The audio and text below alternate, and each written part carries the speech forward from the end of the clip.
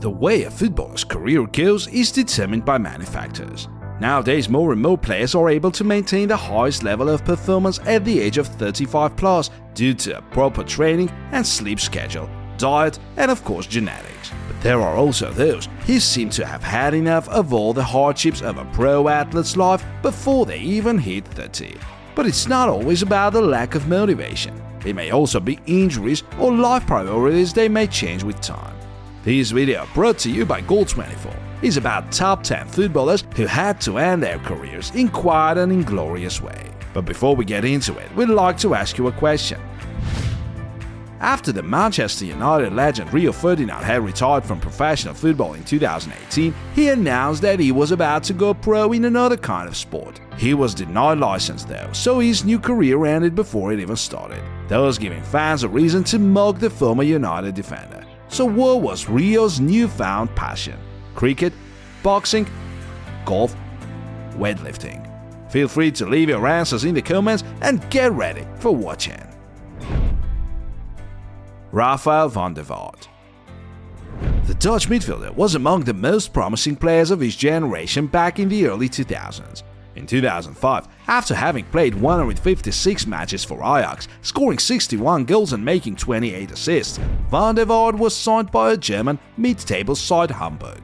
It was surely not the biggest of moves, but that was the right one for the 22-year-old midfielder, as soon he became the one to carry the team with his goal contributions and playmaking.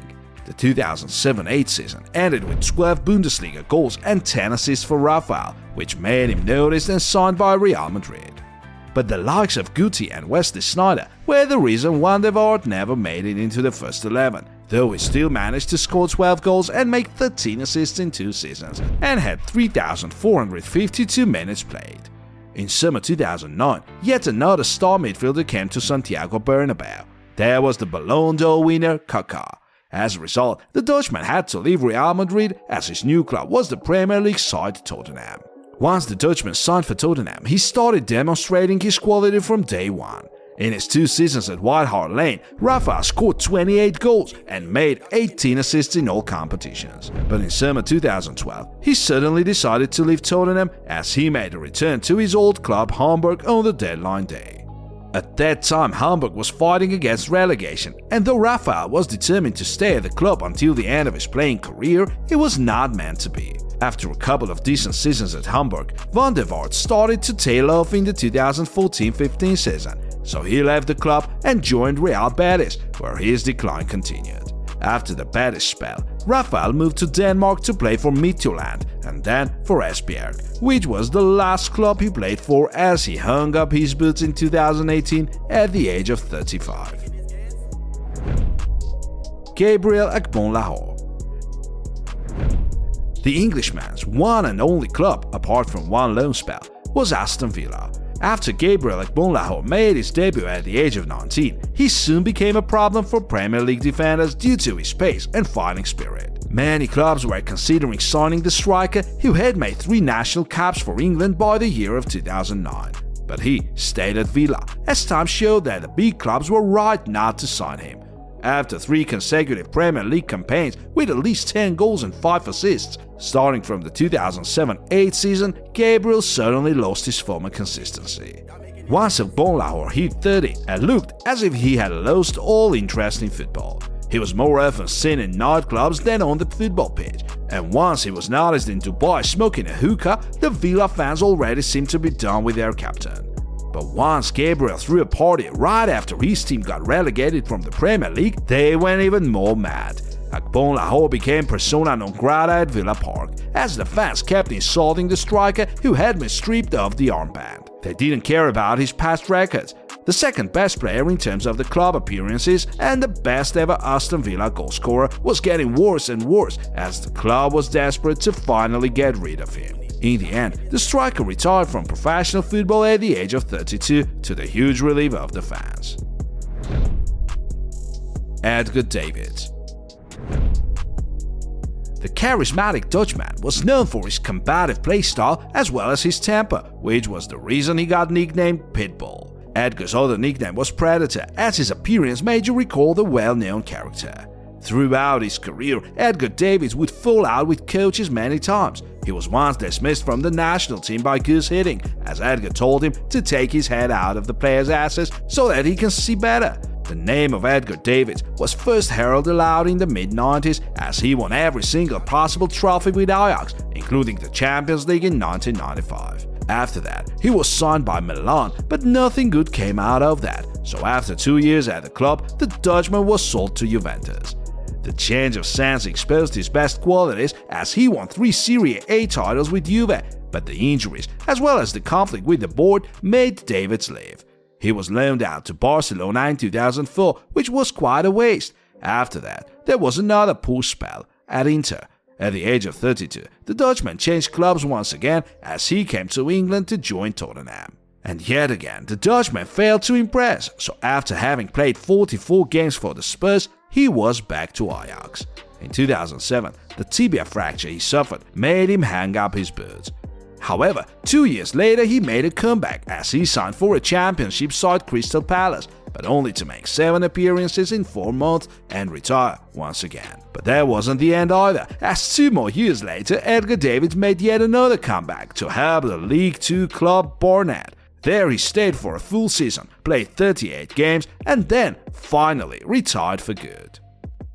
Dear friends, before we keep going, we'd like to ask you for a little support. Please help us reach a mark of 5,000 subscribers. Like this video, subscribe to our channel and turn on the notifications so as not to miss our upcoming videos. And now we go on.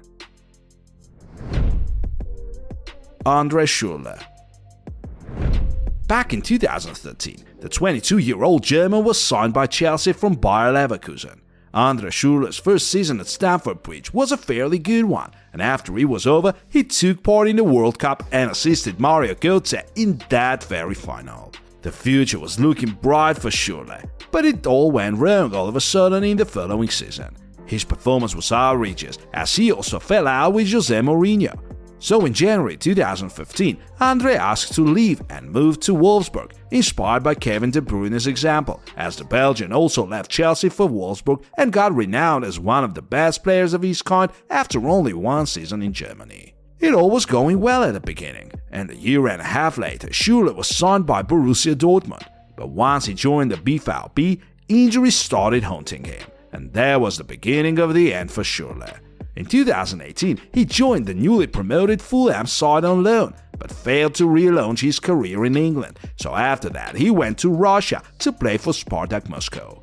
But even in Russia, Andre Schürrle found no luck as he only scored 2 goals in 18 games. In summer 2020, at the age of only 29, the German suddenly announced his retirement. As he explained, he was tired of constant injuries and wasn't happy playing football anymore. That came as a shock, as of course much more was expected from such a promising player back in the days. Yaya Touré.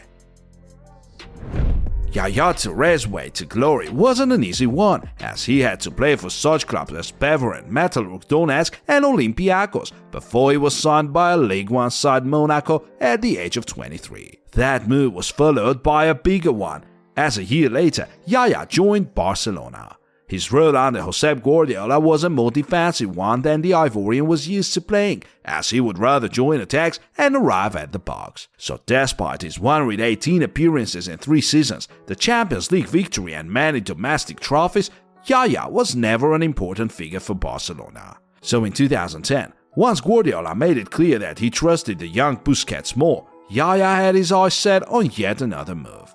That time the Ivorian moved to Manchester City, and that spell was by far the best in Yaya's career.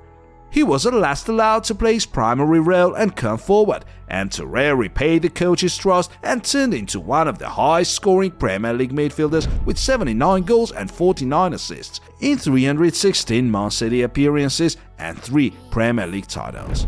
In summer 2016, Yaya Touré, aged 33, faced the same problem as his old coach Guardiola took over Manchester City. The Ivorian was no longer needed, so after 2 years of media war with the manager, spent mostly on the bench, Touré left the club and joined Olympiacos but only to terminate the contract on mutual consent 3 months later. As a result, Yaya spent a year and a half out of football and was about to end his playing career. But there came an offer from the Chinese club Qingdao FC in 2019. So after 6 months in China and 14 games, Touré announced his retirement and hung up his boots. Victor Valdés. Back in the early 2000s, the Spaniard was a second-choice goalkeeper at Barcelona, while the one to play in goal was Roberto Bonanno. But once Victor Valdés got a chance, he made the most out of it. However, when Louis van Gaal took over Barca in 2002, the first thing he did was demote the 20-year-old Valdés to Barca B. The keeper found that humiliating and was considering leaving the club, but Van Gaal was soon sacked, and Valdés was back in the goal. He was only getting better with time, as sometimes it seemed there was no shot he could not save. Victor Valdés won 3 Champions League, 6 La Liga titles, and Copa del Rey twice in his 14 years at Nou Camp. In 2014, he turned 32, which is not a big deal for a keeper. However, it was the beginning of Victor's decline, as he was conceding more and more unnecessary goals, and the crucial ligament injury he suffered made things even worse. In the end, Valdés was sold as Barca built in 2 replacements, Claudio Bravo and Marc-André ter Stegen. Once Valdés recovered from his injury, he joined Manchester United in 2015, even though he understood that his competitor was one of the best goalkeepers in the world, David De Gea. He also realized that he was about to work with Van Gaal again, and once again these two failed to get along. Valdés fell out with the coach in a 6-month time, and the Dutchman didn't hesitate to get rid of him. The Spaniard was loaned out to the Belgian club Standard, and then joined Middlesbrough as a free agent to play there for 1 more season and hang up his boots at the age of 35, as his team got relegated. Jan Obi Mikel. At the age of only 19, Jan Obi Mikel left Norway as he was signed by Chelsea after he was just about to join another big club, Manchester United. What is more, he never had to face any lack of playing time, though not always a starter as all the Chelsea managers, Jose Mourinho, Carlo Ancelotti, Andre Villas-Boas and others were giving the Nigerian his share of first-team football. However, Jan was never showing anything special and was a fairly mediocre player, often criticized by the fans. Actually, they were trying to understand the reason behind Obi Mikel staying at Chelsea for as much as 10 years. His first and only Premier League goal came only in his 8th season in England, which was also quite outrageous. So once Antonio Conte took over the Blues in 2016, it was no surprise that the Italian decided to get rid of Obi Mikel straight away. In January 2017, Jan left Stamford Bridge, having made 372 appearances for the club, which is 11th biggest number in the Blues' history. As for his trophies, there were 2 Premier League titles, the Champions League, 4 FA Cups and other trophies, so it seemed far from over for the 29-year-old midfielder. But instead of relaunching his career, Jan went for Chinese money, and once he was back in Europe, no Premier League team wanted him. The Nigerian played for the Championship sides Middlesbrough and Stoke City, while there was also a spell at Trabzonspor in Turkey. In 2021, Obi Mikel went to Kuwait, where he retired at the age of 35. Fabio Coentrão. Back in the early 2010s, Fabio Coentrão from Benfica was one of the most desired left-backs in Europe. In summer 2011, he was signed by Real Madrid, packed with the most elite players who often outshadowed Coentrão, as one of them was another left-back, Marcelo. No matter how hard Fabio tried, his efforts were not enough to get picked in the first 11 on a regular basis ahead of the Brazilian, and the lack of playing time couldn't help but hamper his progress. Coentrão was getting less and less minutes, and in the end he was loaned out to Monaco, where he scored 3 goals and made 2 assists in 15 games before facing the injury that didn't let him take part in the Golden Euro 2016 and kept him away from football for almost a year. Once the season was over, Fabio was back to Real Madrid and even made 3 La Liga appearances in 2016-17 season. But in summer 2017, he was loaned out once again to Sporting Lisbon. And once again, nothing good came out of the loan spell because of constant injuries. 7 in one season.